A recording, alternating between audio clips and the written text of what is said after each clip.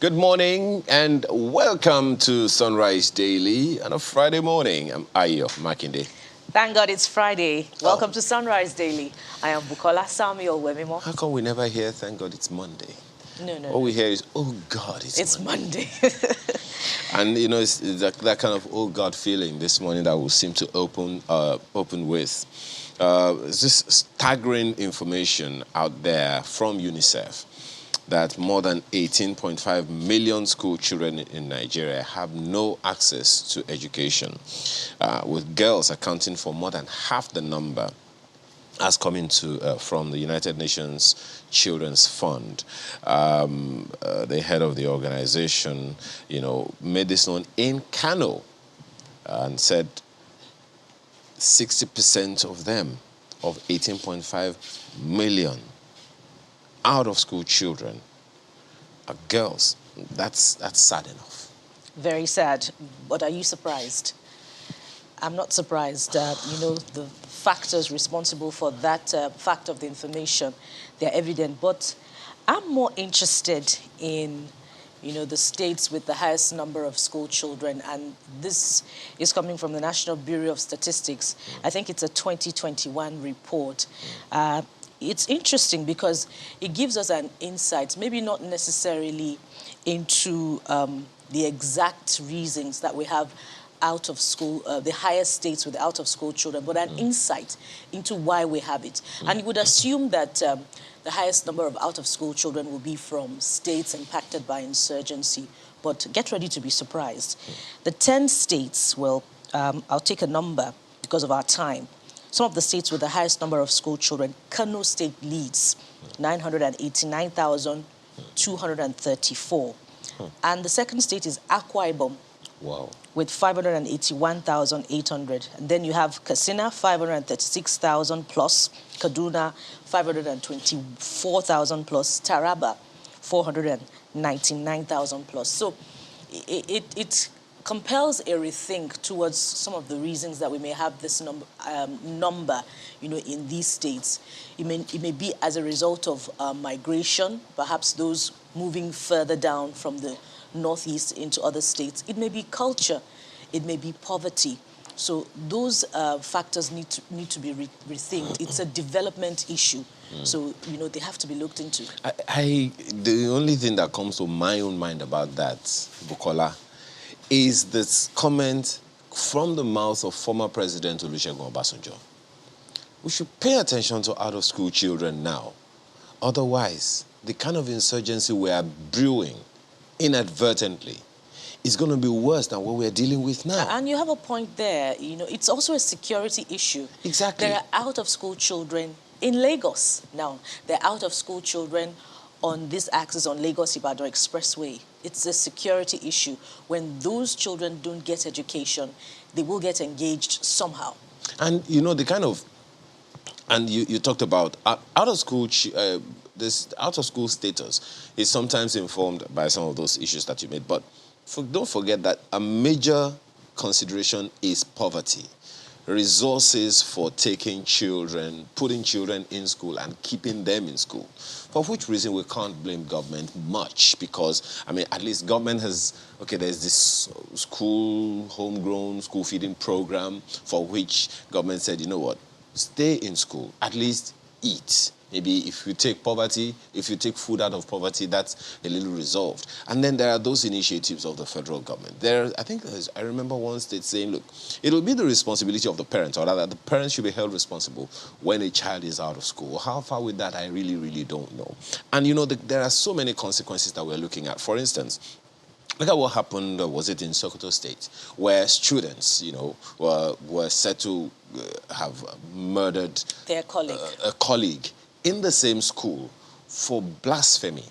And, I don't know where that is coming from. I don't know how government is handling that. We understand that at least 2 of the students in the school have been, arrested. But for God's sake, well, it's gratifying that prominent leaders in the North, who are also, invariably, religious leaders themselves, have been coming out. The Sultan of Sokoto has spoken against it. The President has spoken against it. Former Vice President Atuku has spoken against it. A good number of people are speaking against it. But Where is it coming from? How did that even get into the mind of someone? They are co-students in the same school. So now, when I jokingly said something, sorry, Bukola, I jokingly said something when we were preparing to come on air that there is out-of-school children. There is kept out-of-school children. Sent out of school. Sent out of school children. The ASU is on strike. ASUP is on strike. So universities and polytechnics are right now currently in limbo.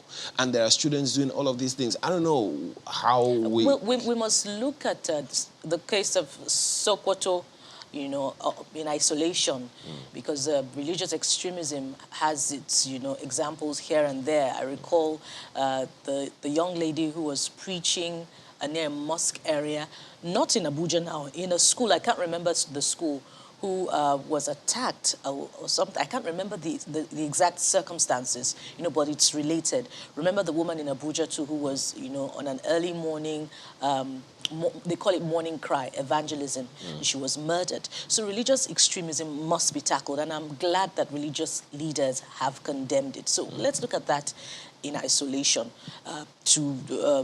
Out-of-school children is another issue entirely. Well, I agree with you. I mean, okay, well, you said, I mentioned ASU is on strike. ASU is planning to be on strike. If nothing is done, it's going to be status quo, as he would say. Well, yes, you are right. These issues are in isolation, but if they were duly engaged, would this kind of things be? I mean, I hear that comment that an idle mind is the devil's workshop. Is this what is playing out here now? What kind of, when we talk about education, what's the content of our education to keep children from doing something that they shouldn't be doing? So many issues around this matter. I'd also like to pick up on a point that you made earlier, that government cannot be blamed in its entirety. But then again, education is a basic right, so all stakeholders must get involved. A child denied education has been denied his or her right. So there must be a deliberate approach to tackling the problem of out-of-school children or those who are dropping out. Government must engage parents. Parents want to send their children to school. That's why we talked about poverty earlier. They don't have the resources, they don't have the means. So there must be a way out. There mustn't be excuses. And I'd like to pick up on, this report I saw earlier when we were preparing. It's interesting that in January 2020, the federal government said number of out-of-school children dropped from 10 million to 6.9 million. But fast forward to April 2021, federal government then said that the number of out-of-school children dropped from 10.3 million to 12 million. Am I missing something here? I don't know about the drop from 10 to 12. I don't know. It was 6.9 million in January 2020. Okay. And then in April 2021, it's now 10 million, from 10 million to 12 million. Maybe it depends on whose figures you're Sorry, looking 12 at. million to 10 million. It depends on whose figures you're looking at. They're from the Federal Ministry of Education. Well, they must have briefed in between. Maybe we missed it. I don't know. Well, it's a concern. That's just the point here. It is a concern that we have so many children out of school. 18 point something million that, UNICEF has brought out. And this is not the first time UNICEF is making this comment. I think it is something, we believe it is something that every one of us should give due attention in order to avert a crisis that former President Olusegun Obasanjo and a good number of people have warned about. Because these are not just news items. They are development issues. And we should make them so. Take a short break now, and when we return, it's time for the papers.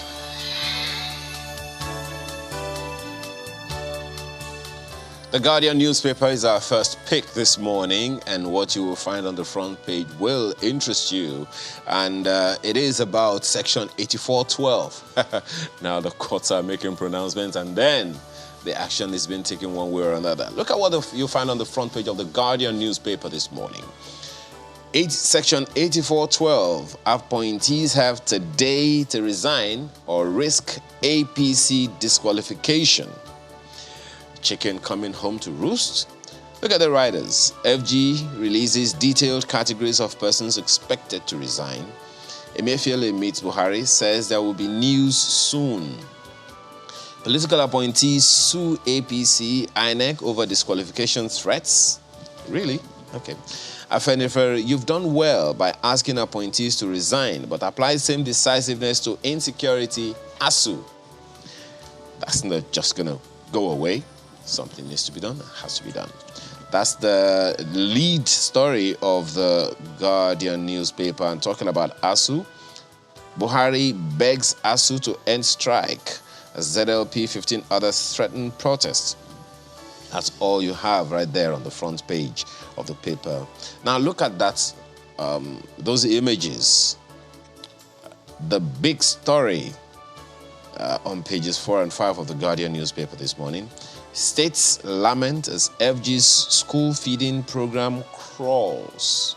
You know, we're just saying that was one of the motivations for, or if you like, children, interventions. Yes, for keeping children in school.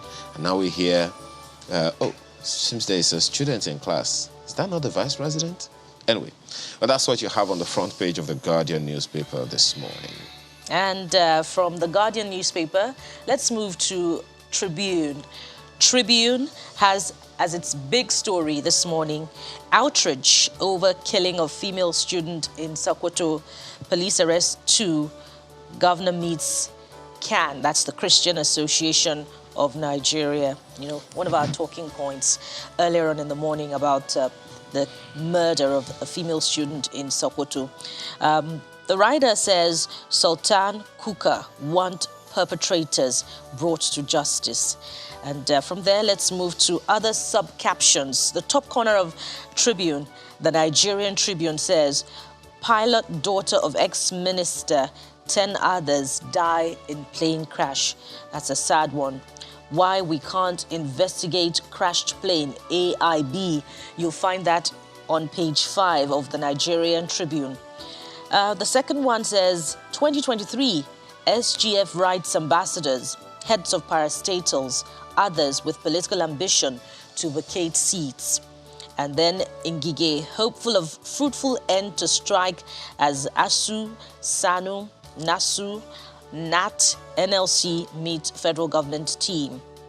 And let's move to the bottom part of, well, halfway down the Nigerian Tribune. Ohaneze, Pandef, knock PDP for throwing presidential ticket open. 32 states, 233 local government areas risk flood disaster, federal government warns. INEC to adopt manual electronic transmission of result. FG licenses 12 new private universities. Varsities now to decide 30% of curriculum, NUC. And to the extreme right-hand corner of the Nigerian Tribune, we have the CBN governor saying, I am having fun. Let Nigerians have heart attack. Oh, that's interesting. I hope so too. Let me just believe that. Keep a date with Destiny on May 29, below campaign DG. And as we wrap up, I don't know where others are running to. I'm running to the villa. That's coming from former governor of Lagos State and presidential aspirant Bola Tinubu. And finally, my ambition is to fill gaps left behind by Buhari. That's from Ekiti State Governor Kayode Fayemi. That's the Nigerian Tribune this morning. I guess we're having why I'm running, what I'm running for, where I'm running to. Okay, all kinds of things. The Vanguard newspaper this morning is looking at 2023 ministers who failed to resign on their own. That's ascribed to presidency. Recall we had that conversation with Mr. Garba Shehu yesterday. And check out the writer says, those seeking clarification from president wasting time. Justified 100 million naira for APC expression of interest forms. Notes APC needs money but won't tamper with nation's treasury. Okay. Maybe shouldn't we be asking that question again? 100 million naira is not something you pick just by the roadside. Not at all. Okay. Anyway, the story is on page 8. Find the details right therein. And so many other stories on the front page of the paper. Fix problems of insecurity, Sage tells FG. That's somewhere, beside one of the pictures right there. Right above the nameplate, Ohaneze, Afenifere, Pandef, others blast PDP over open presidential ticket. Whatever that means, find the details on the inside pages. A quick look at Mr. and Mrs. So Mrs. is holding a piece of a dress in a boutique. And she's saying, of course, the dress is 250,000 naira. Please pay up. Let's go. We slave for your wealth together. Let me enjoy myself before a she-goat appears on the scene. And Mr. says, define a she-goat first. I'm not around. I'm not available. You are not Mrs., are you? Okay, from the Nigerian Tribune this morning, let's go to the Daily Trust newspapers. Daily Trust newspapers. The big story here says, Naira crashes further as aspirants mop up dollars. Wow. USD sells 595 naira at black market as demand spikes. Experts predict dark days. BDC operators blame politicians. Would that be out of place, Ayo? I played the fifth. if there's anything in our context. All right, so from there we move to the top corner of Daily Trust newspapers. It's the same story from the CBN governor, which I has hoped is untrue, but it's coming out again. Nigerians can have heart attack. I'm having a lot of fun. That's Emefiele. INEC moves relocation of sensitive materials from CBN. We can't talk enough about that. And to the bottom part of Daily Trust, we have Sultan Tambuwa Kuka condemned killing of student accused of blasphemy. Petrol agency counters marketers, says 58 billion naira paid in 6 months. That's on page 18. You'd like to check out that story in view of stories of petrol scarcity coming from the northern part of the country. And at the middle, you find Kaduna councillor arrested with AK-47 near kidnappers' den. And Bauchi Emir denies endorsing Oshimbaju. A lot of politics. But that's Kaduna councillor being arrested with AK-47 near kidnappers' den is something worth giving a little attention. I hope that the security agencies will pick up on that and do the needful. What do you have on the front page of the Nigerian News Direct this morning?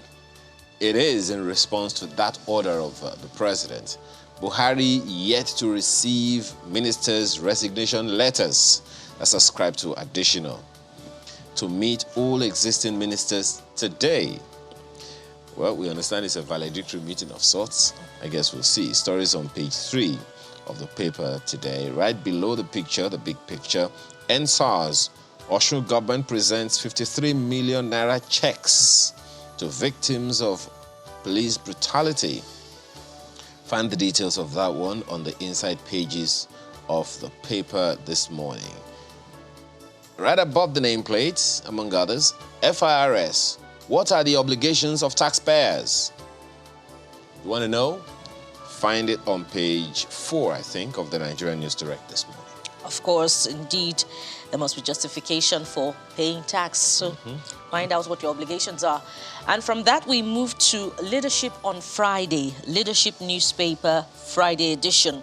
And the big story here is also having to do with politics. Southeast to dump PDP after 23 years of party loyalty. You know, of course, that's following news about PDP throwing its presidential ticket open.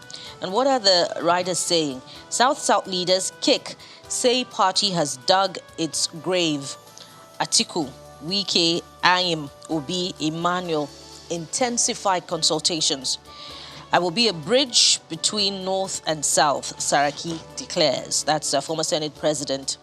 Let's move to the top corner of Leadership. Deborah, that's the Sokoto girl murdered, sadly. Tambuwa Sultan Kuka appeal for calm, demand justice. ISIS releases video on execution of 20 Nigerians in Borno.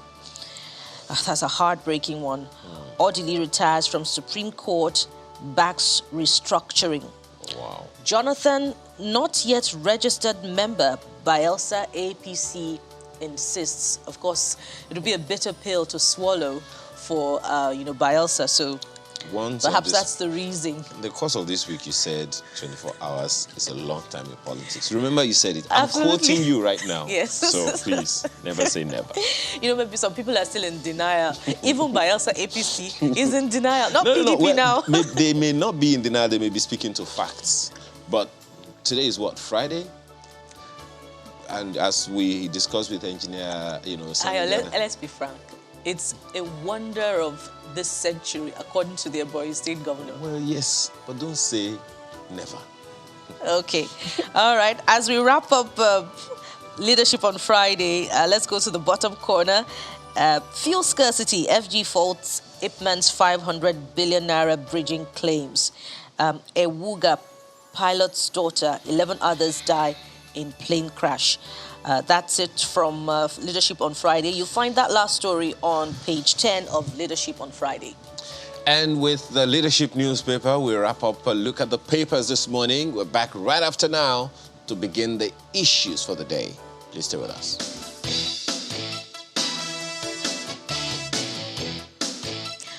Welcome back to Sunrise Daily. It appears education is in dire straits. Tertiary education now in focus as ASU is on strike, NASU is on strike, NAT is on strike, SANU is on strike. Now ASUP, the Association of Nigerian Polytechnic, Academic Staff Union of Polytechnics, is threatening to go on a warning strike if nothing changes. And we just showed you some of their demands.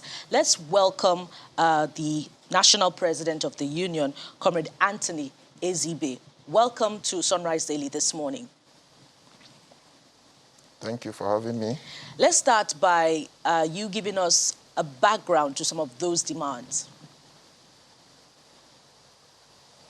Okay. You may recall that last year, between 6th of April 2021 and 10th of June 2021, our union was on strike for 61 days. And at the end of that strike action, a memorandum of action was entered into between our union and the government. Now, the strike was suspended for a period of 3 months to allow government have the right, environment to implement the items in that memorandum of action, that are process-led. The 3 months period expired on 10th of September 2021. Unfortunately, within that 3 months window, the government, was still unable to fulfill those items that are process-led. Now, 6 months after the 3 months expiration period, the government was still unable to, to fulfill their own part of the bargain. And when our union's National Executive Council met in its 102nd session in Adamawa State, a 1-month ultimatum was issued to the government, effective 4th of April 2022. And after the 1 month, which expired 4th of May 2022, the government has still not been able to fulfill its own aspects of the memorandum of action that was signed. And critical aspects, like you asked, include the release of the revitalization fund of 15 billion naira to the sector. Now, the background to this particular item is hinged on the outcome of the needs assessment survey of public polytechnics and colleges of technology in the country. That needs assessment survey took place in 2014, and an injection of 826 billion was recommended to help, revitalize, infrastructure amongst, within public polytechnics and colleges of technology in the country. Now, not a penny of this money has been seen in any of the polytechnics. In 2017, our union went on a strike, a 2-week strike, and within that period, the government offered a revitalization fund of 15 billion in lieu of implementation of the outcome of the needs assessment report. In February 2018, an application was made to Mr. President. That's 4 months after the offer was made. An application was made to the President for the release of the funds. Nothing was seen until we went on another strike in 2021, April, the last one. And in June last year, Mr. President graciously approved, the 15 billion. Now, after the approval, it's almost, it's about 11 months now after the approval, and the funds are yet to be released. And sincerely, our union, if not,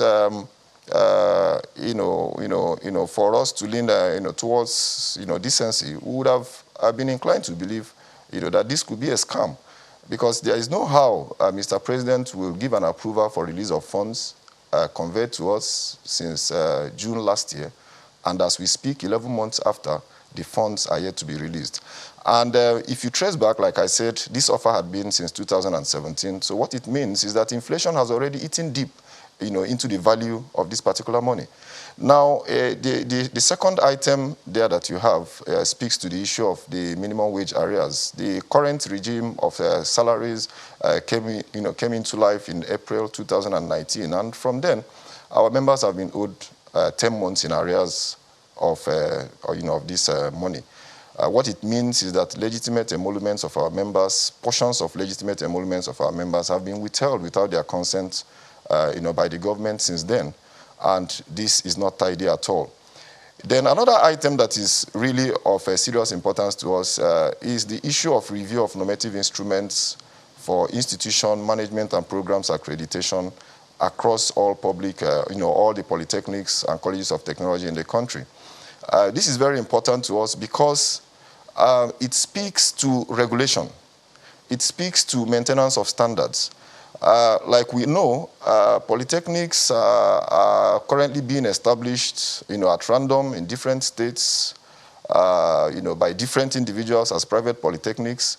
And the conditions of teaching and learning in these places do not guarantee that the right quality of products, will come out of that system. We have state polytechnics today in Abia State, where salaries are owed our members for 30 months. Our members in Benue State polytechnics are on strike.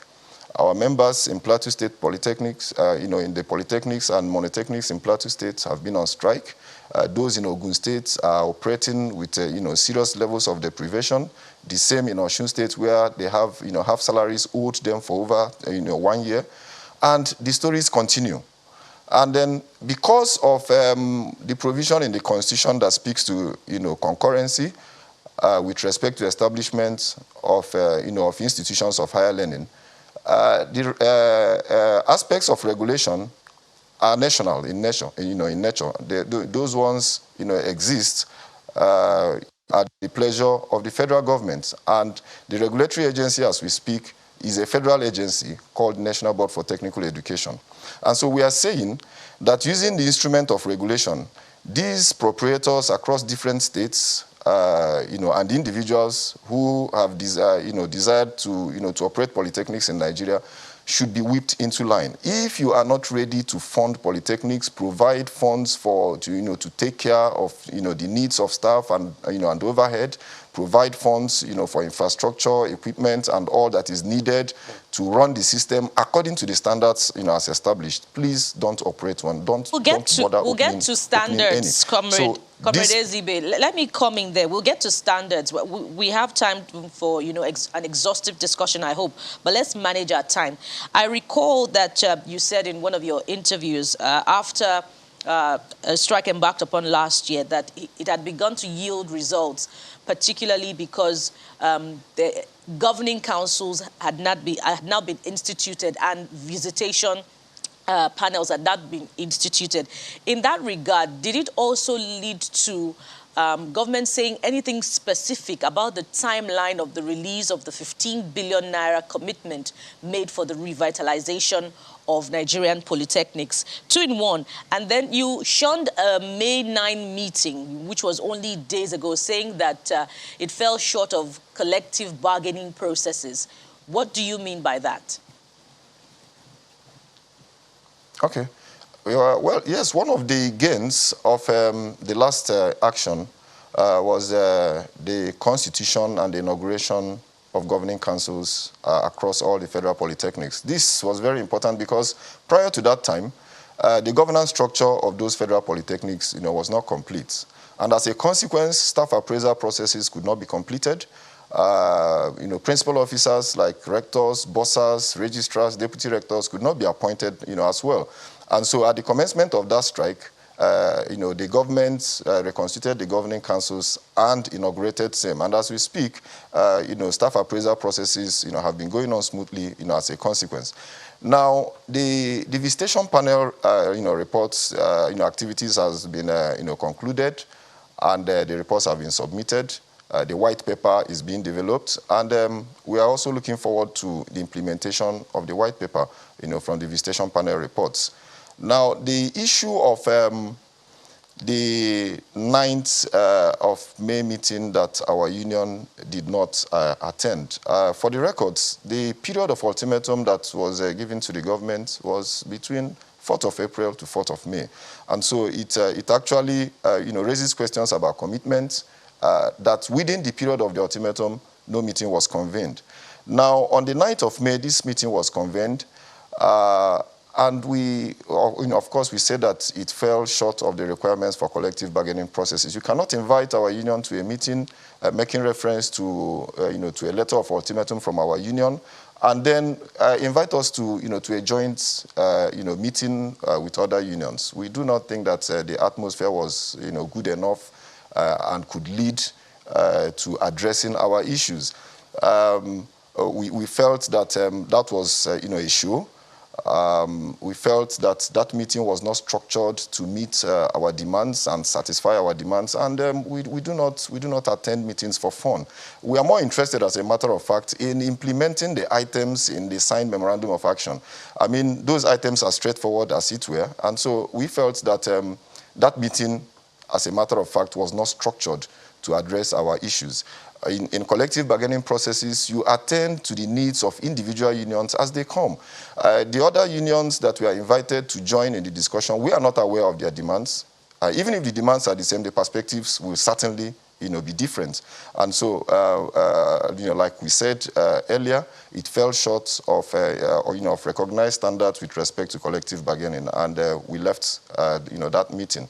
But then, to make amends, the government invited us to another meeting yesterday. So yesterday, we were at a meeting, with officials of the Federal Ministry of Education, separately with our union. And what was the outcome of that one? What was the outcome of that meeting, Mr. Ezebe? Well, the outcome was hinged on, the usual appeals for more time and for consideration. Of course, the appeals had already been heeded even before they were made, because our strike is not an indefinite one. The proposed strike is not an indefinite one. It has provided another window of 2 weeks for the government to fulfill these items, because like I said earlier, they are pretty straightforward. There is actually no complication at all, and officials in the Federal Ministry of Education understand this much. They understand the fact that our union has been very patient all through this while, and there is every need, actually, to attend to these needs. So already, without their asking, the 2 weeks, a 2 weeks period of grace has been, afforded them, and we want to, believe that they will act fast so that our National Executive Council does not declare an indefinite action. I wanted to, initially when you were talking, you kept mentioning government. I would like us to decrypt government, because most times when we talk about government, it's just so generic and so vague. To be specific, who in particular are you speaking with, or has your union been speaking with, in the Ministry of Education? Just to be clear. And when you say you're expecting response, from whom specifically? is your union, the Academic Staff Union of Polytechnics, expecting a response, and who is supposed to take action? Okay, thank you. As higher institutions, we are directly under the supervision of the Federal Ministry of Education. The Federal Ministry of Labor and Employment only plays the role of a conciliator. And of course, unfortunately, in this matter, we don't know why they refuse to play their role. Principally, the Federal Ministry of Education acts as the supervising ministry, and the dispute is actually between our union and the Federal Ministry of Education. We've met with the Honorable Minister for Education on Tuesday evening, and yesterday's meeting he was unavailable, so the Permanent Secretary chaired. We've had interface with our regulatory body, the Management of National Board for Technical Education, led by the Executive Secretary, and we've had a lot of meetings also with the Chairman Committee of Governing Councils of Polytechnics in Nigeria also. Our expectations is actually from our supervising ministry. Our supervising ministry is supposed to interface other agencies like the Federal Ministry of Finance and Budget Planning with respect to issues around release of funds. Our supervising ministry is expected to call our regulatory body, the National Board for Technical Education, which is an agency under them, to question on issues around regulation. And our supervising ministry is also supposed to hold accountable or to account chairmen and members of governing councils in different polytechnics, including principal officers who are going against provisions of the Federal Polytechnics Act as amended in 2019. So you can now see, the fact that principally our issues are with the Federal Ministry of Education. Okay. Well, on that same one, you've spoken to the fact that there have been meetings held, and this agreement was from 2017, you said. What reasons were adduced to you by the Honorable Minister of Education and all those other people that you've met with for not meeting these demands as and when due, especially now that you've extended a 3-day warning strike to 2 weeks, another 2-week warning strike? And if what has happened with ASU is anything to go by, I fear an extension. This is me now, afraid that this might extend. So what reasons have been given to you for not meeting those demands as agreed by this same government? Well, the reasons, of course, they are all well rehearsed.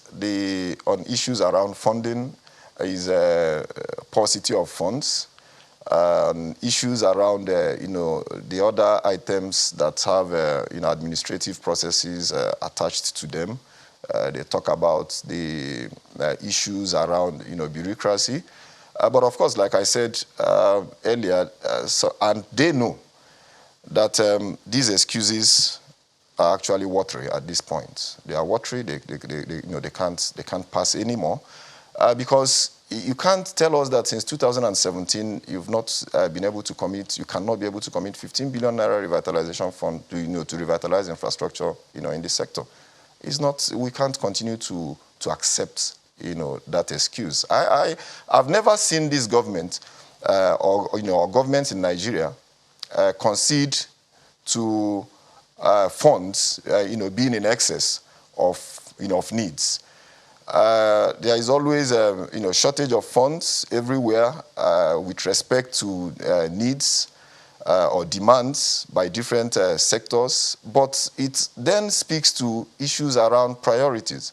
What is the priority of those in government per time? I do not think that the priorities at this time are correct. It's the fact that after several years of having the needs assessment report come out, another 4 years of offer for the 15 billion naira revitalization fund, that the right priority has been given to education, and in particular, technical and vocational education as represented by polytechnics and colleges of technology in the country. If the right priority is given, I'm very sure that this fund would have been released a long time ago. And what, in your opinion, of the other one, Go ahead, please. That, that speak to, the other ones that speak to, administrative processes. I think that it is self-indicting for the government or for the ministry to concede to the fact that these things take time and, bottlenecks, here and there. It is self-indicting. Our systems must be made, efficient. They have to be service, driven. We need to evolve systems that will address issues as they come. There is no way you can explain that since 2017 the scheme of service and conditions of service that govern career progression and duty prescription for members of staff across polytechnics and colleges of technology in Nigeria have been undergoing review since 2017. What is being reviewed? Different committees from one committee to the other. You can't explain the fact that Conti's 15 issues are still unresolved from 2009 till date. It is self-indicting to concede to the fact that these things take time. Does it also take time to hold to account persons, governing council members, chairmen, principal officers that are undermining provisions of the law? And so these are, like I said earlier, these are watery excuses. And even those giving the excuses, I think they have also, grown tired of proffering these excuses. They cannot continue to hold water. Mr. Izebe, one of the things that usually confuse me, if I can, for want of a better word right now, is that a good number of people who are in the Ministry of Education, as in various other agencies, ministries, departments of government, came from schools such as yours. So, and the issues we're talking about, just as you said, they aren't new. You just talked about a Conti's agreement that dates back 2009. So some people would have come from maybe a polytechnic or a university and gotten into government to work with government as civil servants and all of that. So how do you feel about the fact that some of the people who went through the system of your school, through a university system or a polytechnic system, in your own case, are in government now, working in these ministries, departments, and agencies, and these things are happening to polytechnics? How does that make you feel? Well, it's very unfortunate, really. It's really very unfortunate, and it speaks to the system. If the system is programmed in such a way that the best cannot be seen from our public service, the best cannot be gotten from our institutions of higher learning, or even from the the basic to secondary, up to the tertiary, you will see a consistent deterioration of service delivery across different facets of our national life. And and like I said, it is very, very unfortunate. It's not just about products from the polytechnics. It's all over the place. It's very clear, for all to see that private enterprises are better run. It's very unfortunate. We look forward to a system that will promote merits, a system that will promote efficiency, and a system that's that will be service driven. I'm not very comfortable if we start holding individuals responsible for this. I think that this is a system issue, and something that the operators of our system really need to address. I just want to get clarity before I begin another line of questions, is that after that meeting during which government made appeals for you to be patient and understanding, you have extended 3 days notice to 2 weeks notice before you embark on strike. And how will a failure to meet your demands at that time, how will it inform your next line of action?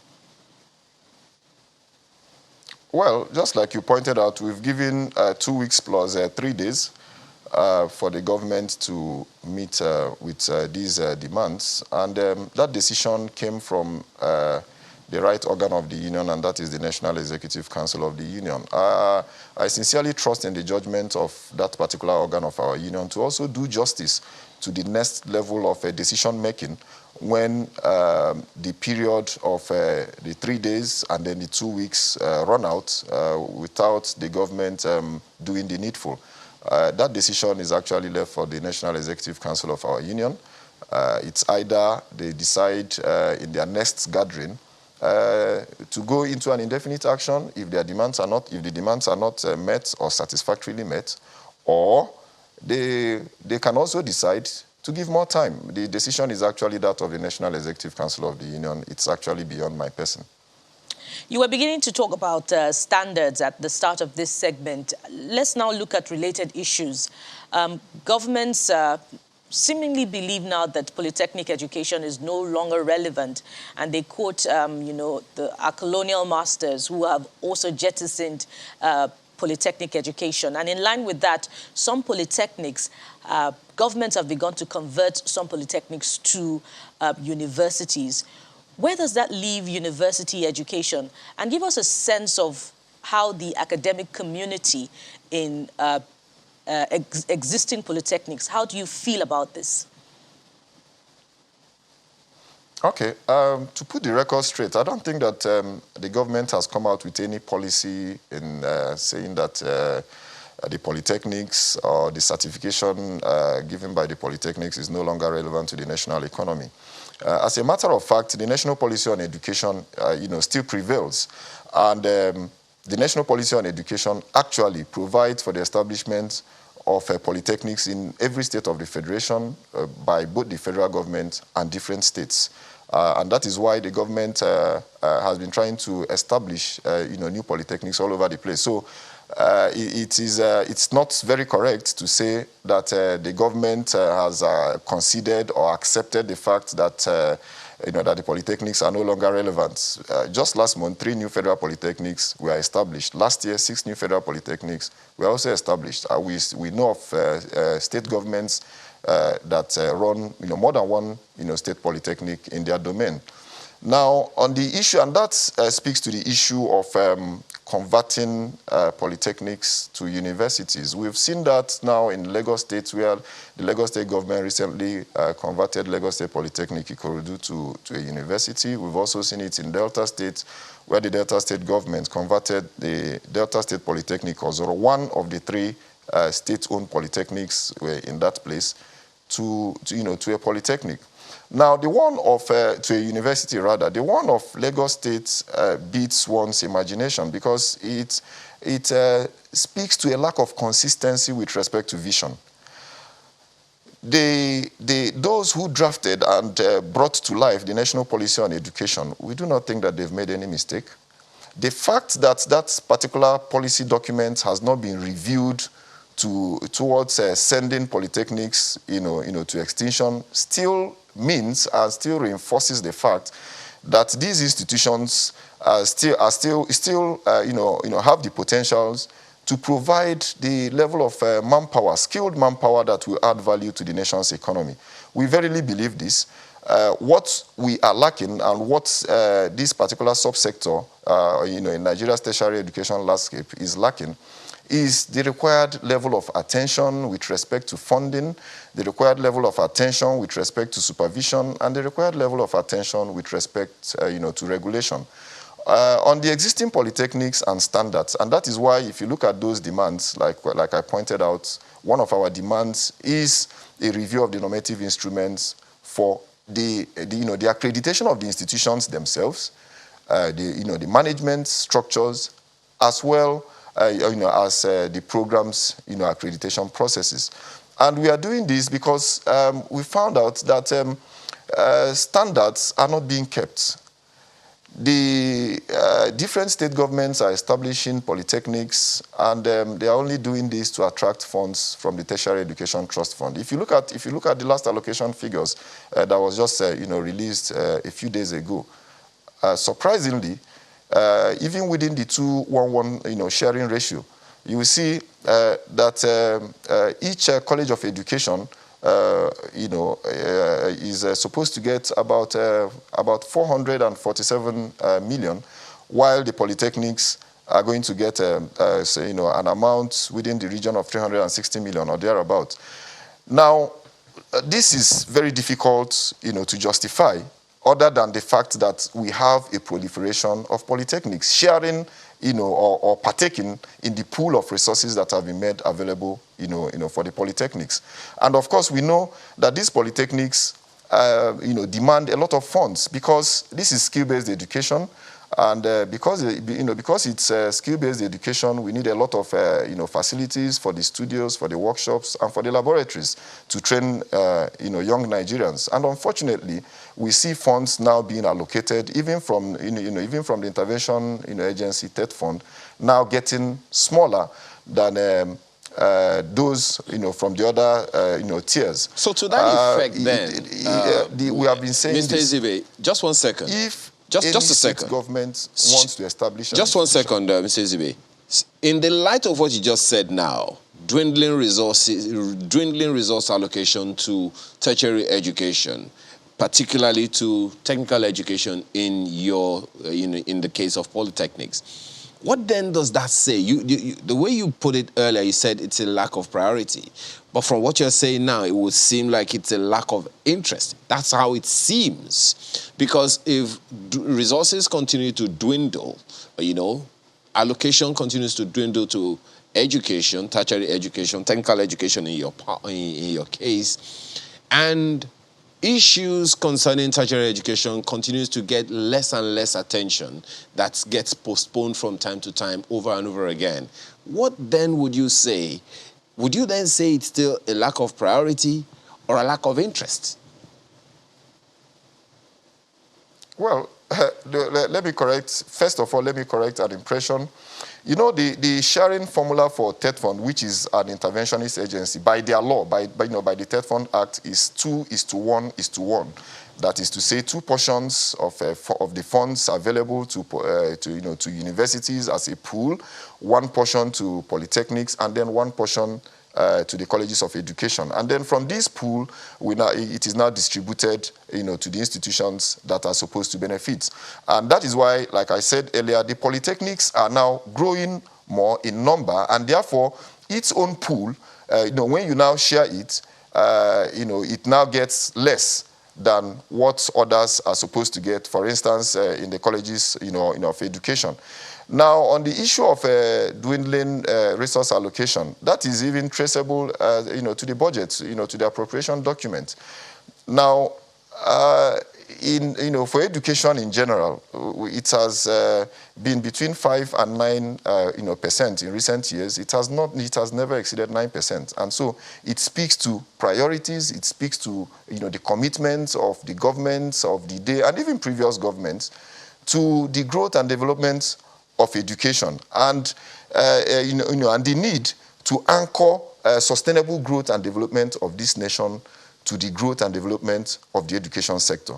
That light. I've never seen in that light, a society or just a 1 nation. second again, just so we have some understanding. In that light, would you say government, from what you just said now, would you say governments over the years consider education important to the growth of Nigeria?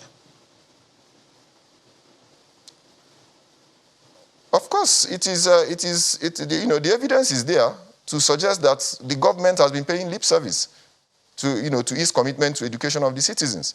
Clearly, if the government is committed, all of these industrial actions will not be happening. If the government is committed enough, then all of these breaches in agreements will not be happening. So we see a lack of of commitment to the development of education in the nation. We've said this severally, and it is still playing out. You put your money where your mouth is. If, with respect to budgetary allocations, the sector continues to get, shortchanged, then what it means is that the right level of attention is not being given. I had already said it earlier that even for our own sector, the right level of supervision is not being given. The right level of regulation is not being given. If all of these are in place, I don't think that you're going to have the unions embarking on strikes upon strikes upon strikes. The strikes are actually a means of protest by stakeholders in the system. Look, that this sector, they are not meeting, this sector is not meeting its mandate. This sector has a responsibility that has been given to it from the National Policy on Education, And because of paucity of funds, because of poor regulation, because of poor supervision, that this mandate is not being fulfilled. And the stakeholders are not happy. They are not getting fulfillment working in this sector, and that is why you continue to see brain drain in the sector. Persons are moving, leaving the sector in search of places where they can express themselves better and contribute more to national development, and their contributions are equally recognized. So it goes without saying, if there is the requisite level of commitment, we will not be having strikes in the sector. And that is even beyond the polytechnics this time around. I'm now speaking to tertiary education in general. If the government has been committed enough in injecting the right level of funding, if the government is committed enough in providing the right level of regulation, if government is committed enough in providing the right level of supervision, I don't think that we'll be where we are today. We hope that perhaps by proxy or directly, government is watching, and perhaps this will elicit that commitment that you so desire. And of course, other stakeholders desire to solve the problems of education in the tertiary level in the country. Mr. Anthony Ezebe, National President, Academic Union of Polytechnics. My name is Anderson, please, not Anthony. Mr. Anderson, sorry, I beg your pardon. Mr. Anderson Ezebe, thank you. Thank you for coming on Sunrise Daily. Thank you very much. Ayo. Well, yeah, I guess it's time for us to take another break. And as you said, I like the way you said it, by proxy or directly. Someone should be watching. We'll take a short break, and when we return, the issues are unending. This time it's politics. Stay with us.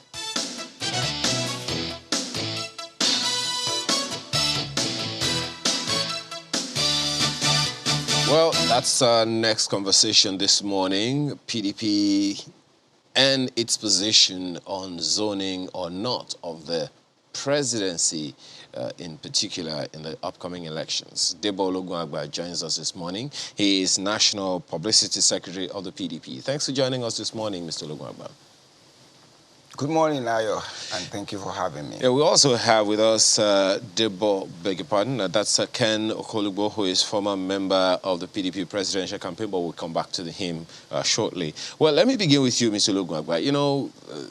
I think it was last month, April, it was the chairman of the presidential zoning committee of your party that had said that he didn't tell anyone that there was zoning in the offing.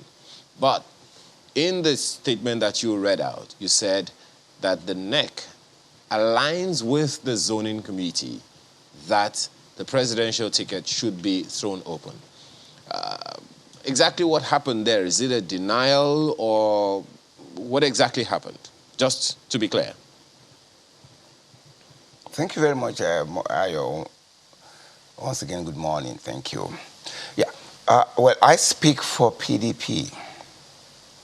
I was not a member of the zoning committee. And what we have communicated from NEC's decision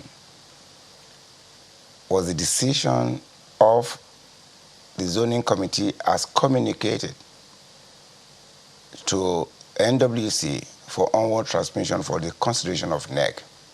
And that's exactly what was contained in the communique that was released by the party through me. So I don't even think there's an issue of denial there, because it was clear. I didn't recall seeing that communication that you mentioned or you referenced to from the chairman of the committee. But whatever it is, I think the position is clear today about what the PDP as a body through its NEC has decided with regards to zoning. And I think that should settle the issue with regards to what it is and what was not. Well, no, but and right now, it is the fact that the report and the recommendation of the zoning committee was accepted, and the party aligned itself with it. Before it is settled, Mr. Ologunagba, the chairman of the zoning committee, the governor of Benue State, Mr. Samuel Ortom, had come out to deny reports, after it met, reports, perhaps the news broke that the committee had decided on zoning and made that recommendation. But the chairman of the committee came out to speak with the press to say that he was quoted out of context, that indeed what he said was a unanimous decision had been made and it was going to be communicated to the party. He said he was quoted out of context. So I ask again, as Ayo asked, is this a denial, or did the governor lie about the committee's decision at the time? Well, again, I'll just get back to how I started earlier. Maybe I need to make it more clear. I do not speak for the committee. What I'm communicating is the recommendation of the committee. And in that report, it came across as a unanimous decision. There was no dissenting voice, and every member, the 37 member of that committee, signed that report. So obviously that would be the position of the committee. And I don't think the issue of lying or not lying or misrepresenting even occurs here. What the governor said, the chairman of that committee, was the fact that there was a unanimous recommendation and agreement by the 37-member committee. And I think that suffices for now as to the issue of whether he had recommended there was zoning or no zoning. In any event, we didn't have that copy of the report until it was presented to us at the NWC, and our own duty was merely to pass it on to NEC for its consideration, because in any event, that committee was set up by NEC, and it is only NEC that can consider its report. The report was unanimous. There was no dissenting voice from the 37-member committee that recommended to NEC. Okay, well, to the issue now of this the dropping of zoning by the PDP, there have been reactions to it naturally. Perhaps a question to ask, first of all, would be, what informed this decision? It's been, the general expectation that the PDP, even the APC, would, zone, as it were, to the other region of the country, being that that's kind of the system we have, maybe unwritten, but mutually understood over the years. So what informed this decision of the PDP? Well, the PDP, as always, like I always reference, is a party that goes with its own procedures and processes, having a particular reference to its own vision and mission for the nation, and consistent with our practice of ensuring that we have a consensus building among all the parties and all members and stakeholders of the party. What we have done, consistent with our own practice and in respect to our own policies and operation, what we have done, or what we did, was to set up a committee to ensure that there's a large participation in the decision-making process. And that's why you have 37-member committee comprised of one representation from every part of the country, every state, and Abuja. And when they made their recommendation, I'm sure they considered several issues, particularly one with regards to the unity of the nation, two with regard to the need for us now to rescue and begin the rebuilding process of our country, and to have an inclusiveness all through, so that every part of the country will feel part of the process, unlike what we have right now, where we have a government that set up a policy of 97% and 5%, a government that decides to say that, and made a statement that a part of the country is a dot in a cycle. We don't want that. And that's why we said, look, let's all have a conversation. And consistent with our own policies, what we have done is to allow for these, and this is the whole essence of democracy: conversation, discussion, negotiation, agreement, give and take. And that's what we have done. And the committee, in its wisdom, came out with a recommendation considering all the issues, considering the provision of the party, and came out with this. And the NEC, in its wisdom, which is the highest decision-making body, aside from the National Convention, considered these reports very carefully. After extensive deliberation, the NEC decided that, yes, this is the way to go, with a proviso. And we shouldn't lose sight of that. In that report, it was said, for now, we're going to throw it open. However, we're going to be exploring the consensus option. And that's still on the table. And I think that is the essence of democracy, and the conversation is going on. And I think that's what Nigerians should expect.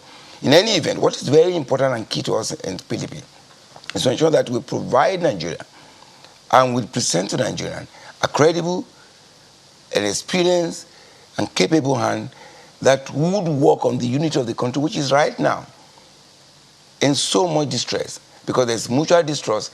We want to take that out, and we hope that Nigerian people can have a lease of life. Right now, the APC is nearly on the neck of Nigerians, and we can't breathe. And we need the PDP to take that out so that we can start the process of rescuing our nation from the precipice and begin the hard work of rebuilding. But you know, and we need all hands to be on deck. And that's why we need every part of Nigeria to be part of that process. Yeah, and there should be no exclusion. There will be no... My apologies. There are already reactions to that decision of the PDP NEC, as you talked about. A whole region, for instance, is already saying, well, if that's the way the PDP, wants to go about it, they are not in agreement with it, and they're not in support of it, and all of that, and they're, literally saying that they've been loyal for so many years, and the PDP is not respecting their own loyalty. How is the PDP reacting to that? With all due respect, we recognize the concerns of every part of this country, particularly the Southeast. And I can tell you this party acknowledges the loyalty of the Southeast. We acknowledge the loyalty of every part of the country to the party. And we recognize that we're a people. And we're deliberate in the choice of the name of our party. It is People's Democratic Party. And what we mean that several people coming together for a common goal and the common good of the country and of the party. So in that regard, we recognize that. And of course, like I said, conversation is ongoing. You will notice something, and that's very significant, and Nigerians should take note of that. You could see from the pictures, many of which you have shared with us, and the videos of aspirants under the platform of the PDP coming together, discussing, having conversation, even though they are aspirants. You could see the friendship being exhibited. I think that is the spirit that we want to bring into our party, and that is important. I want to bring every part of this country. Look, democracy is about people expressing their views, and it's about negotiation. It's about accommodation, and that is what you found only in PDP. That's why we have our symbol as an umbrella where we can have all inclusiveness and ensure that every part of this country is carried along. And we recognize those concerns. We are working on those concerns. We know that as a family, we are always stronger together. And we will be stronger at the end of it all under the PDP. Forgive me for taking you back. You said earlier that the party has been consistent. Let's tie that to, the PDP's tradition of zoning. Ayos talked about it being something of mutual understanding. But beyond that, it is a tradition of the People's Democratic Party since 1999, and it's also part of the written code. Now, after this decision, you say that there's also a proviso that the party may also be exploring consensus. That's hardly consistent, Mr. Olugwangba. Consensus is part of life. Written codes are important as guide. Conventions are important for development. And because we live in a dynamic world. Again, let me take you back for a second. I referenced earlier that the PDP is a party of policy and vision and mission, and we have it set out. And what is in the constitution of PDP with regard to zoning is consistent with the Nigerian constitution when it refers to the issue of federal character. Having said that, the policy of the party, the vision and mission document of the party, the constitution of the party are all subject to the Nigerian Constitution. And the Nigerian Constitution prescribes qualification for any Nigerian to aspire to any position provided they are qualified. You will recall that whatever might be the understanding, the arrangement, the Constitution, that cannot abridge anybody's right to aspire to any position provided they are qualified under the Constitution.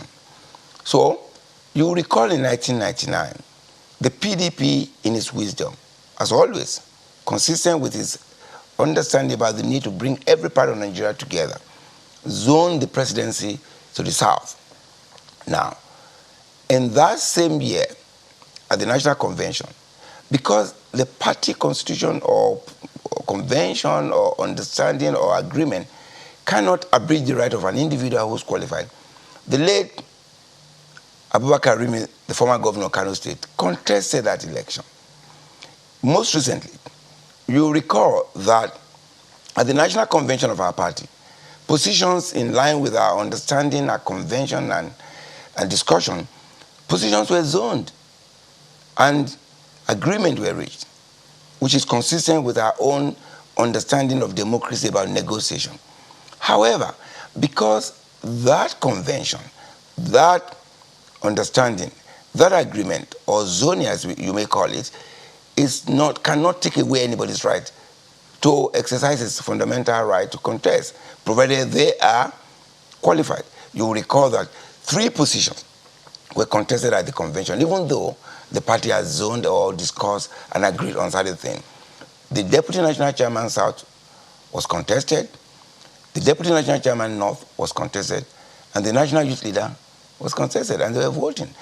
That does not take away the fact that the party has the right to discuss and agree on zoning or consensus or arrangement as it may be, or convention Mr. Ologunagba, let me just come in there. And for inclusiveness. Let me come in again, there. If you can't take away the right from the Constitution. Let me just come in there. Hold on a bit. I apologize. But then if you add the proviso that you may just decide on zoning, it's like saying that you're not yet decided and you could come up with another surprise. Well, I don't understand what you mean by surprise, but I tell you this. The 2022 Electoral Act provided for 3 modes for producing your candidate. Number 1, direct primary, 2, indirect primary, and 3rd, consensus. And in the report that I just referenced, the report of the committee, whilst acknowledging the need, 1, to begin processes of this kind of discussion early enough, it was necessary to leave it open. However, that the idea of a consensus is right on the table. And that is ongoing right now. And that's why conversation is going on. That's why we're a democratic party. We don't give instructions. We don't decree. We don't plan coup on our people. We put it on the table. We discuss. We negotiate. And that's why you see our party is peaceful. And we're working together as a family. And you see more of that in the coming days and months before the conclusion of our process and, of course, leading to 2023 elections. Well, so there's no contradiction there. It is that we're exploring all the options available under the Electoral Act 2022. All right, we hope that there won't be any surprise in the coming days, Mr. Ologunagba. Now we have joining us PDP chieftain, Mr. Ken Okolugbo. Mr. Ken Okolugbo, welcome to Sunrise Daily. Thank you very much. As I'm sure you have been following the many reactions that have trailed your party's decision to now throw the ticket open, the presidential ticket. Is this perhaps, we've been talking about considerations that may have led to this. Is it an acknowledgement of the view that PDP cannot win this election unless it picks a northern candidate? No, I don't actually agree, but just like it was said, the decision has been taken. For those of us from the South, we're looking forward to having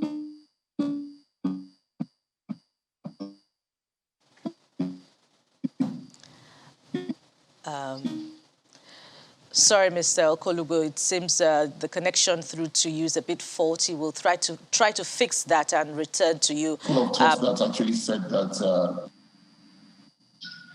connection. We'll return to you. We'll return to you later on. Let's take that question now to Mr. Ologunagba.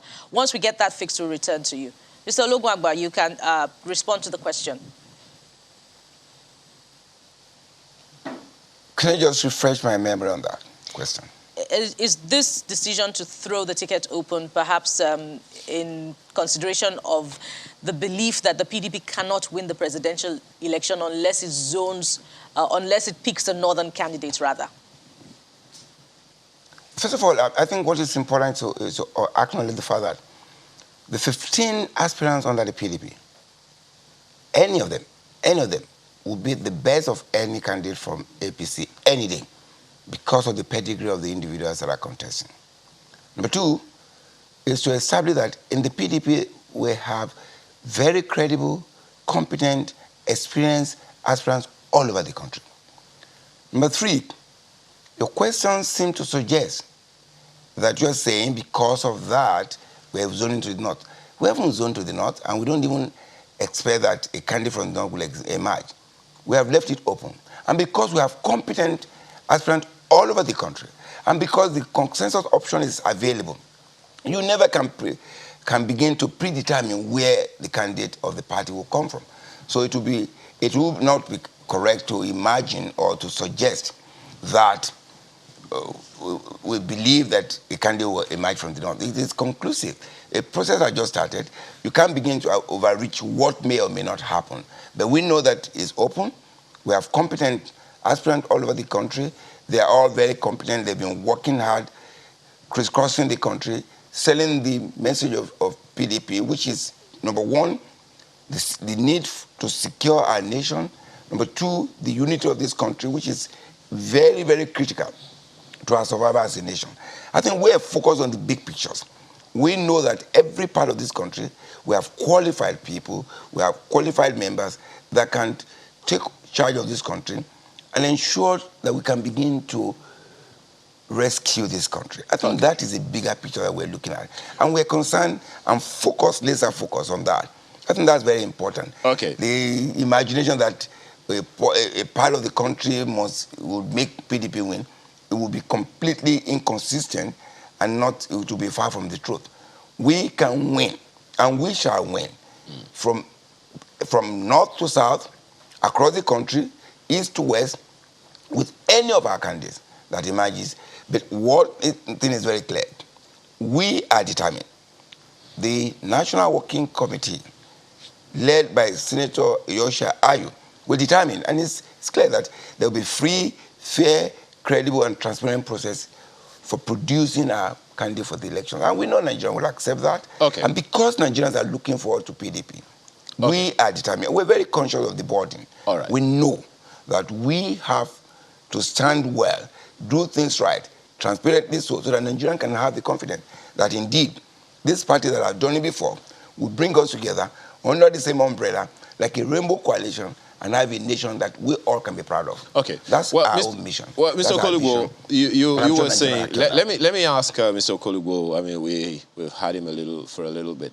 You've heard Mr. Olugunagba speak about this issue. And, you know, when you look at the front page of one of the dailies this morning, it says Southern PDP presidential aspirants jostle for vice president slots. Okay, well, I believe that just told that he's not there now. So let me ask you, let me bring it back to you. You're the right person to take it anyway, Mr. Olugunagba. So there are those who are saying that the PDP, Southern PDP aspirants, presidential aspirants, have begun to jostle for the VP slot, as it seems the odds favor the North. And here you are saying that it is not a conclusive position already. Please help us understand what's happening here. Well, I don't know how complicated that can be, Ayo. I don't know what is complicated about that. Again, the good thing about the press in Nigeria is that they're very inquisitive and they're very, very research-based. Perhaps they have information I don't have. That Southern candidates are already jostling for vice president position, well, it's news to me. But I do know, like I referenced earlier, this party has said we're going to throw it open. However, the option of a consensus candidate is on the table, and it can swing anywhere, any part of the country. So I think it would be premature to begin to imagine or to suggest that some president candidate aspirant from the South are jostling for the VP slot. I am not aware of that, and it's so clear enough that our processes are on, they're open, there are no secrets there, there are no surprises, as alluded to earlier or suggested. But I can tell you, we are committed to a free, transparent process to produce a candidate. And I can tell you this, because of the way we have been carrying on, all the aspirants have been working together like a family, at the end of the day, you'll find and you'll see a very strong, united PDP that is ready to begin the adult task of rescuing this nation from the rudderless government of the APC with insecurity, with people. We can't fly, we can't travel on the road, we can't go by rail. Okay. And then we're constantly slipping to a failed state because a large portion of this country is under the control of terrorists, and they are beginning to exercise the right of sovereignty over those lands. And that's scary for us. It's as a party, only understandable we want that to go bring the country together and have a unified APC country. is going to disagree with you on some of the issues that you've raised, but you talked about that consensus thing, and there will be questions around the likelihood of that coming from a specific region. We'll take that on when we return from this break. Please stay with us.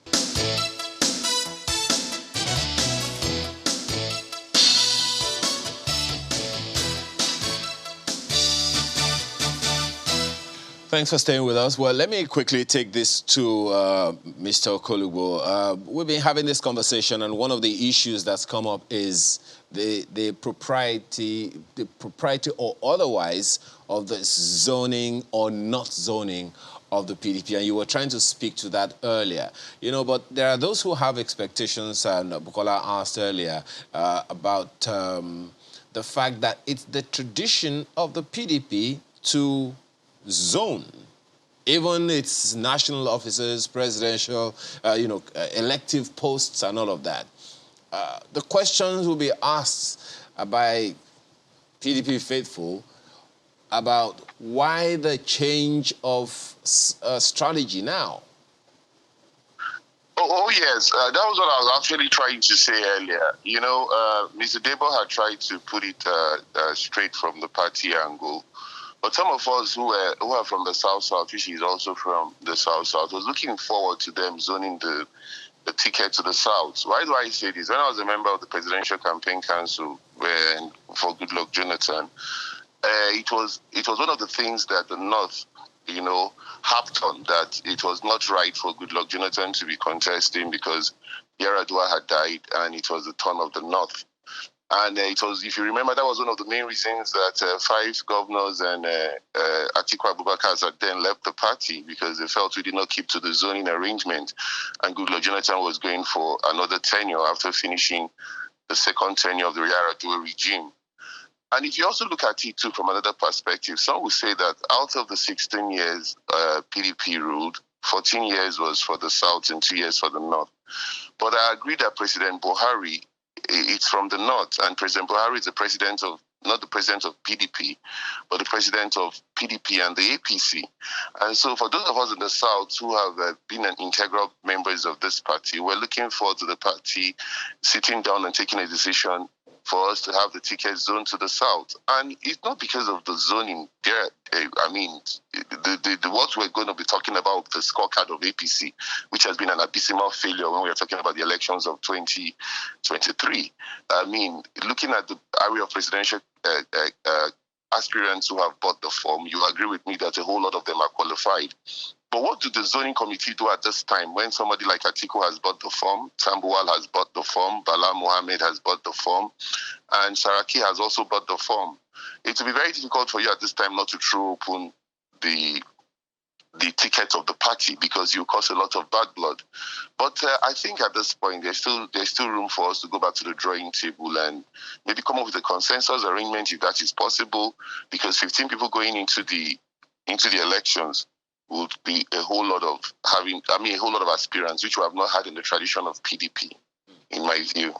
Is that to say then, Mr. Okolugbo, that that understanding, that friendly or mutual understanding is not as entrenched as expected? I mean, automatically it should have been an automatic zoning from what you're saying now. No, you see, we didn't envisage that we're going to lose power. If you look at it, that improviser was not seen during, for our founding fathers who framed our constitution and had this gentlemanly agreement, they didn't envisage that there would be a time that PDP was going to be out of power. So it's the fact that because we're out of power now, we have had an APC president who is from the North, what has given a bit of brought a bit of lacuna, if you say, to the arrangements that we have. But be as it is, we must agree that the South has a strong case to the. I mean, the Southern governors have had their meeting. They have said it all that they want this ticket to come to the South. The Southeast has also made a passionate case for themselves, not having had a chance to the presidency at this point. But all this we are saying, it's not in the front burner now. The party has taken its decision. They have thrown open the ticket, and we have to accept the party decision, being good party men, even though some of us wanted this decision not to go the way it went. And we have to wait and see that we get the presidential as candidates who would wrestle power from the APC. Like I said earlier, we shouldn't lose focus on the fact that the APC has been an abysmal failure. The GDP is going to be at an all-time low. Our exchange rate is skyrocketing. The fact that today unemployment and inflation is at a very high level, which gives us the highest misery index we have had in the history of this country.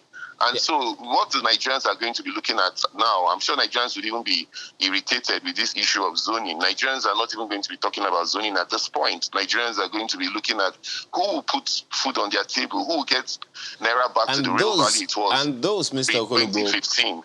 Those would be election issues. Those would be questions that even the aspirants, before they become candidates, should be able to answer to the various parties. But let me ask you something that you also heard Mr. Olugwagba mention earlier, which is the fact that even though it's open ticket, consensus is still on the table.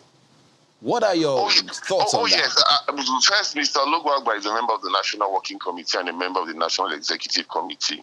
I mean, coming from him, he's the spokesman of our party. He gives us a sense of relief. I concord. I'm very happy that he has said that, and we're looking forward to that happening, because nobody wants to go into a contest, really. Contest breeds a lot of bad blood, and it takes time for healing. Okay, because so it seems like you are also in the favor. You seem to be in favor of the consensus arrangement as well. Of course, I am in favor of the consensus arrangement. Do you see a chance for the PDP agreeing to a consensus that the presidential candidate of your party will emerge from the Southeast?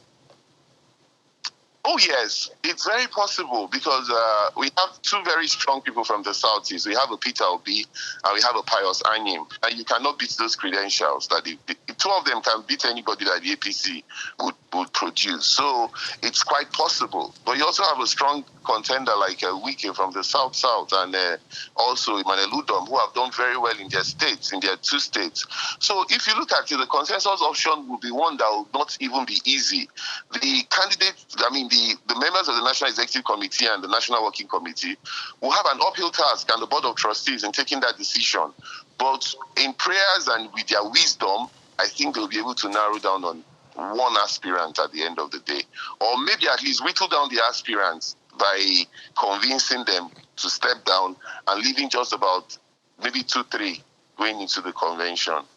Mr. Okolobo, you sound disappointed that the party decided to throw the ticket open. And in addition to that, you talked about how it would have been difficult to manage the interests of the political bigwigs in your party, like former Vice President Atiku Abubakar, former Senate President Bukola Saraki, Bauchi State Governor, and all of that. And that if it had not thrown it open, I recall you also said that this would have caused bad blood. Now, on the road to picking a presidential candidate, are you confident that their credentials would not also be intimidating to the candidates that you are optimistic now from the Southeast and South-South that will possibly get the ticket or contending for the ticket? But if you look at it very well, the Southwest did not really have anybody apart from Ayo Faroche. So if you look at it critically, I don't think that at this point in time, those of us from the South-South who were hoping that a Southern press it would be zoned to the South-South would all the people that have indicated their interest, they have intimidating credentials, with whatever perspective you want to actually look at it. And those credentials come from the years that they have served and the time that they have also spent in public office.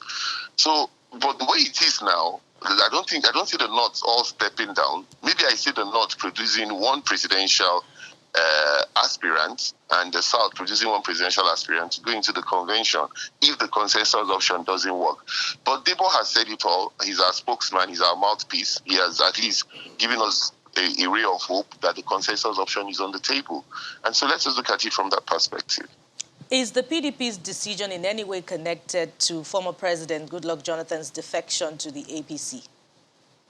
Well, I don't think so. You should understand that these issues have been on ground. The zoning committee had completely finished what they were doing before the purported defection of former President Goodluck Jonathan to the APC. So I don't think he has any connection to it. Okay.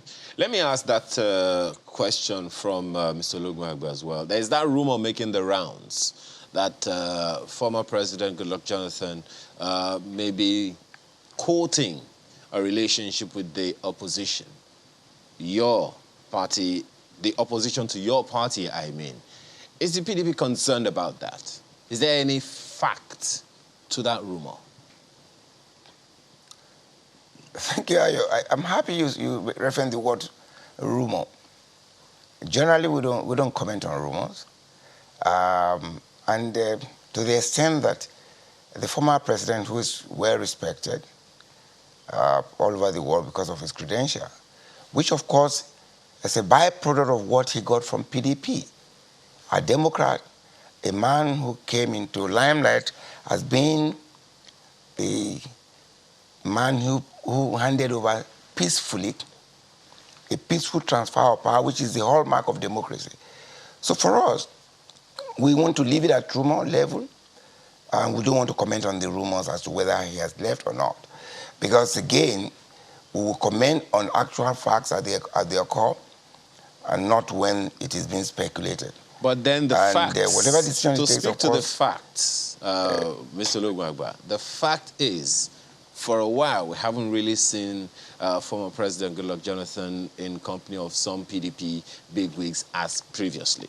It's also a fact that the former President Goodluck Jonathan has spent quite some time in public view in the company of the current president, who is of the APC stalk, and taking pictures with the APC stalwarts and all of that. So those are facts speaking to the rumors. So again, maybe I should ask you pointedly, is former President Goodluck Jonathan still a member of the PDP or not? I'll say this again. Membership of the party is personal. Membership of a party is at the world level. As I speak here, I don't have the specific of who and who is a member of our party.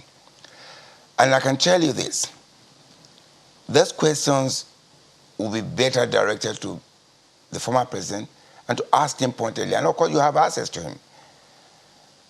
To ask him directly, are you still a member of the PDP or not? I can't speak for him. I don't speak for the former president. I speak for PDP, and I can't comment on whether he is or not.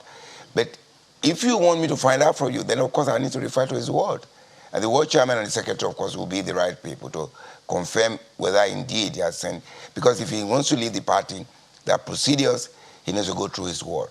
So as I sit down here, I can't speak to the fact whether or not the former president, Goodluck Jonathan, is a member or not a member of the PDP. But as facts today, I am not aware of any resignation of his membership from the party. So if you are not aware of his resignation, is it safe to assume, underline the word assume, that he's still a member of the PDP? Correct. If you have not seen his resignation or are not aware of it? Well, I would assume it to be safe to say he's a member of the party because, again, I speak to facts. I don't speak to rumors or speculation or assumptions. Okay. So I would assume, for the purposes of this discussion right now, that he's a member of the party. If event follows thereafter, then we can deal with that. But I don't want to be talking to you and speaking on speculation or assumption or base my comment on pictures or photos. He has the freedom of movement. I believe he can go. As the former president, of course, he should consult with the president. I do believe that will be within his right as a former president. But as to membership of our party, the position I just stated will remain as at now. I'm glad you added for the purpose of this conversation. Of course, the coming days will be interesting. Mr. Ologwagba, following your decision to throw the ticket open, many had anticipated that and worried that if indeed now the PDP decided to throw the ticket open, which has now happened, that it will leave the contest for the presidential ticket in the hands of money bags. How do you respond to that? Well, again, that seems to be in the realm of speculation. We are a party that believes in processes. What we're going to assure Nigerians is the fact that the party would conduct its primaries in a free, fair, credible, transparent process. And when you talk about money bags, it's an assumption that that will happen. We know we have a robust process of our primary processes, and it has nothing to do with money bags. It has to do with our processes, allowing for a free and fair process so that every contestant, every aspirant will feel confident that, yes, he's been availed of the opportunity to showcase himself or herself, and the party delegates will make a determination. I think this will be based on what we believe in as a party. We know that Nigeria is bleeding under the APC. We know and we recognize that Nigerians are looking forward to the PDP. We know that as a party that have done it before, we're conscious of the responsibility that will be upon us to excel the performance and achievement in the past. We know that the indices of the country today in terms of disunity, in terms of security of life and properties, in terms of unemployment, in terms of the value of life, because under the APC we have a life discounting expenses on a daily basis. For us, these are the bigger issues that we're looking at. We're concerned.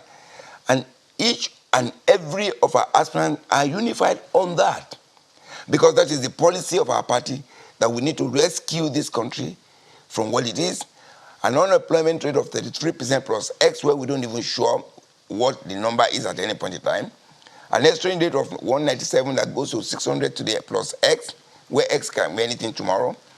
Coming here this morning, the queues are back. We have a somersault policy. We have a CBN governor that is rumored to be contesting and who has been confirmed to be a card-carrying member of the APC, a man who has the custody and the duty to keep sensitive material for electoral process. We know that is not what Nigerians want. And that is why, as a party, we're conscious of these responsibilities. We don't want that of impunity to continue. All right, Mr. Ologwagba, your candor holds promise, and we hope that the actions of the party too will back that up. Let's quickly come to Mr. Ken and pick up a point that is just as important. Mr. Kolubo, a flurry of reactions have trailed your party's decision to throw the ticket open, and one of which is that the PDP may have shot itself in the foot by this decision, particularly because of the political dynamics from the ruling party. What are your thoughts on this? Even the ruling party has also, which we actually thought did not throw their ticket open, they said that they wanted the South.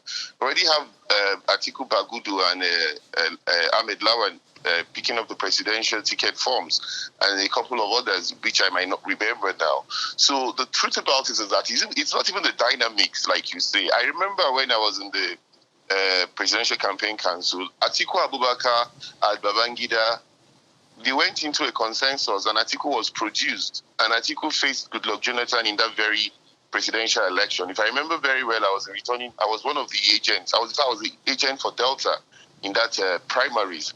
There were no money bags. I wanted to just go back to what you said. It was an election that saw Atiku doing so well against an incumbent, which was Goodluck Jonathan. And it was just two people. So what I see happening here, like I said, I'm not a prophet, but I see the PDP settling for one person from the North if the North insists that they must go for this contest, and maybe one from the South, if God willing, we're able to do that. Okay. But let's not lose focus of the fact that the APC, I keep saying, has performed as abysmally. Well, Mr. Golugbo, that will be a campaign issue, and we are hoping and waiting for your party and everyone else to come out and tell Nigerians how you're going to take us out of the doldrums that many people believe that we are in. Ken Okolugbo, former member, PDP Presidential Campaign Council, thank you so much for joining us this morning, as well as Mr. Debo Olugwagba, who is National Publicity Secretary of the PDP, who joined us from our Abuja studio. Thank you so much, gentlemen, for being a part of our conversation this morning. All right, your own contribution to the program this morning, very, very quickly. Adams Pio says the office of the president of the country should be rotated amongst the 6 geopolitical zones. There should be a law to ensure all parties are restricted to a particular zone at a time. This ensures equity and goes a long way to resolving the many injustices. Yes, the PDP's decision is a subject of interest also from Babadoc. No, rather from Festus Akimboyewa, and he says, truth is the neck of PDP, which is the governing body of the party, and its policy-making process has scored a strategic own goal by not zoning the presidency to the south. We wait to see how it will play out and whether the center can hold after 2023 elections. Well, it's an endless conversation, and the election issues are already making the rounds. Well, that's the program today. Thank you so much for allowing us to be a part of your day. Have a wonderful day and a wonderful weekend. I'm Ayo Makinde. Thank you for being a part of ours. I am Bukola Samuel. Bye for now.